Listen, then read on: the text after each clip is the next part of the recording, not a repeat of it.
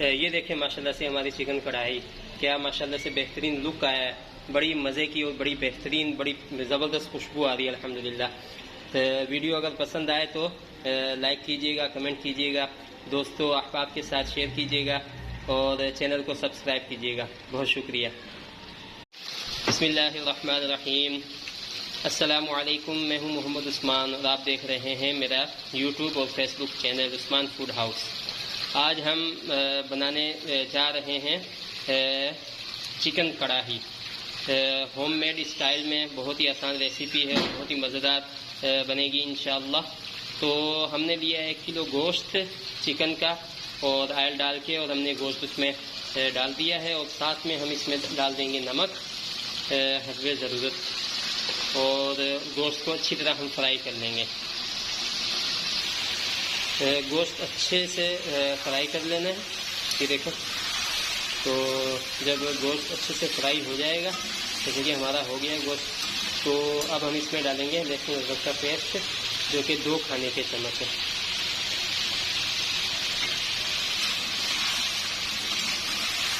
اور اس کو بھی ہم تھوڑی دیر کے لیے اس کو فرائی کر لیں گے۔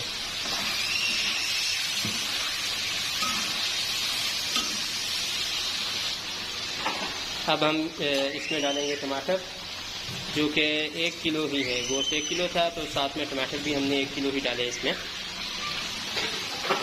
تھوڑا سا پانی اس میں ڈالیں گے، بہتر تو یہی ہوگا کہ گرم پانی لہسن والا اس میں ڈالا جائے، لیکن میں فی الحال جو ہے وہ سادہ پانی اس میں استعمال کرتا ہوں۔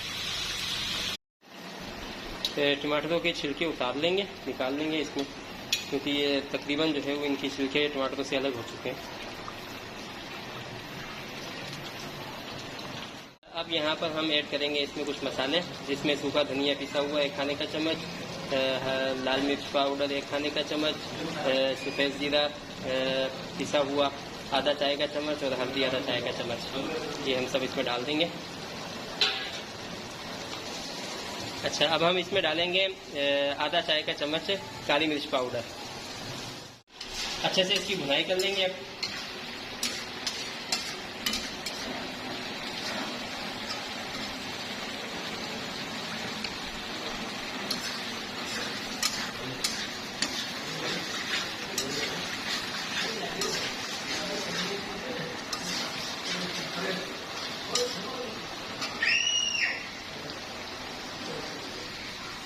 اب اینڈ میں ہم اس میں ڈالیں گے آدھا کھانے کا چمچ گرم مسالہ پاؤڈر۔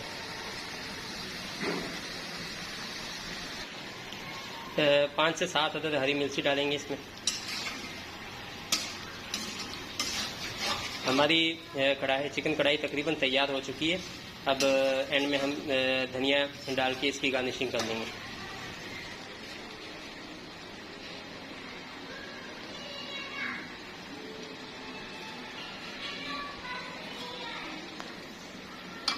ہماری چکن کڑھائی ماشاءاللہ سے تیار ہو گئی ہے، دیکھیں بہت ہی پیارا لک آیا ماشاءاللہ سے، بہت ہی مزیدار خوشبو آ رہی ہے۔